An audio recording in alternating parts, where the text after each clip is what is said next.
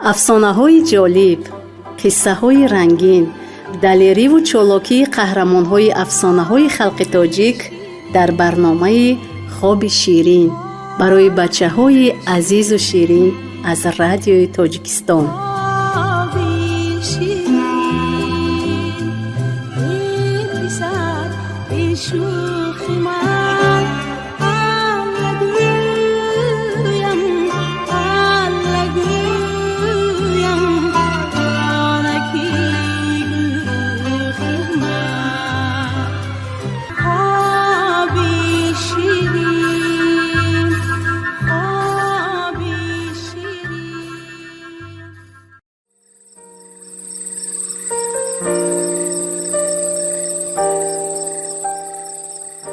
شام بخیر بچه‌های عزیز.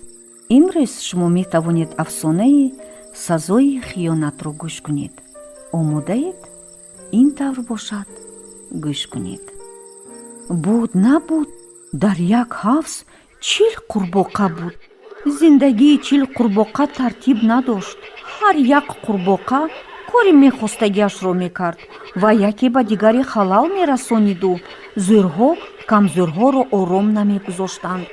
یک روز قورباغه دوناتر 39 قورباغه را جمع کرده گفت: واق واق واق واق، چرا در این عالم همه مخلوقات زنده سردار دارند و با مصلحت نشانداد او کار میکنند، اما ما نداریم؟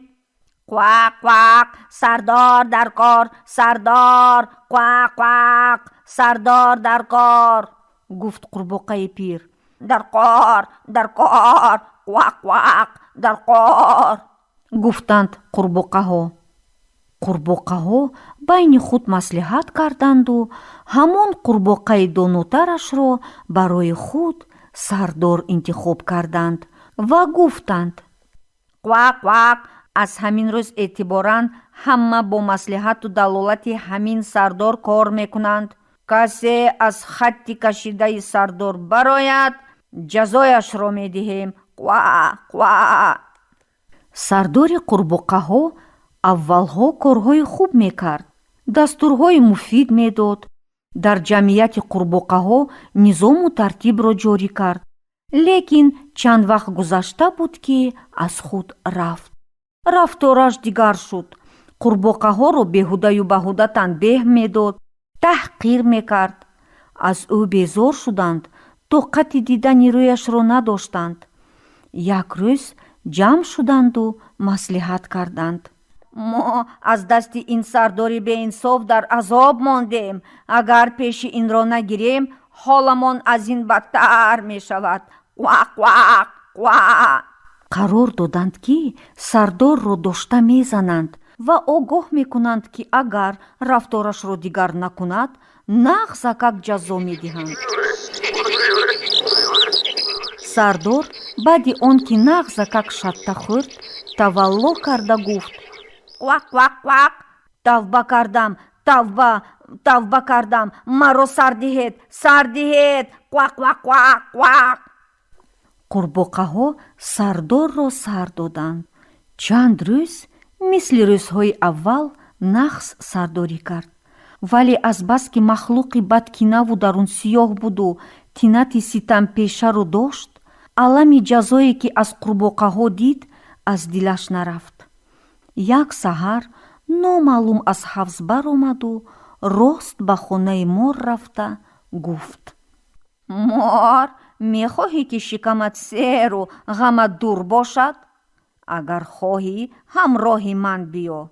در حوضی که من زندگی میکنم قواق قواق 39 قورباغه هست.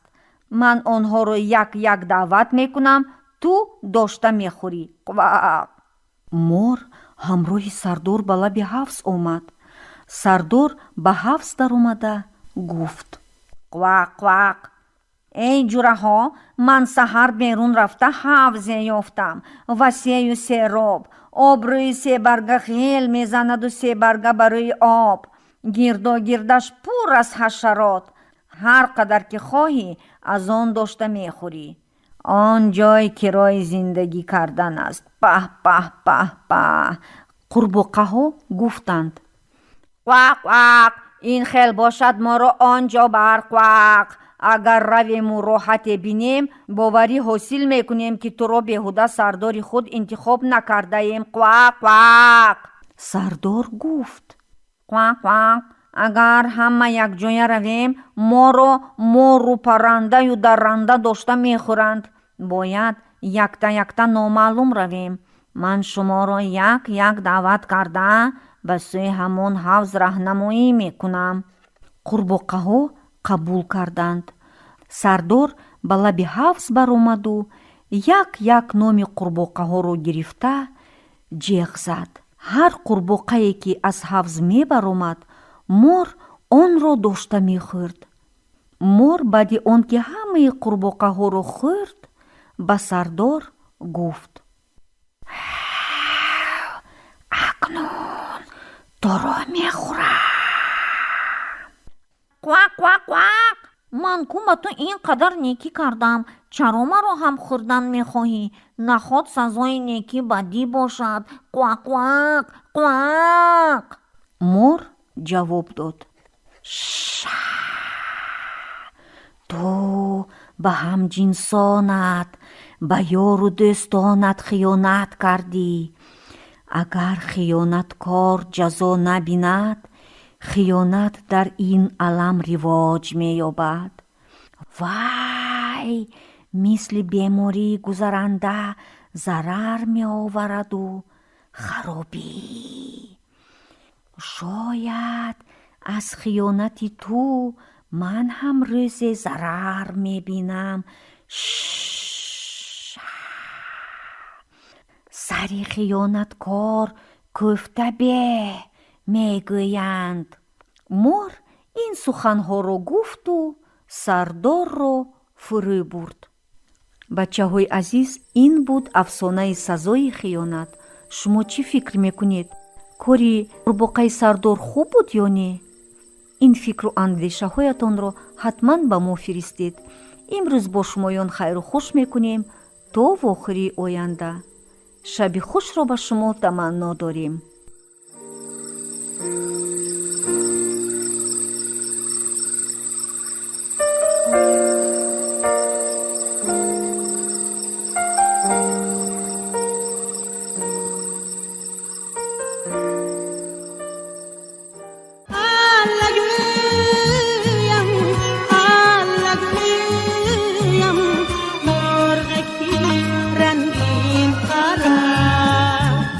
افسانه‌های جالب، قصه‌های رنگین، دلیری و چالاکی قهرمان‌های افسانه‌های خلق تاجیک در برنامه خواب شیرین برای بچه‌های عزیز و شیرین از رادیوی تاجیکستان.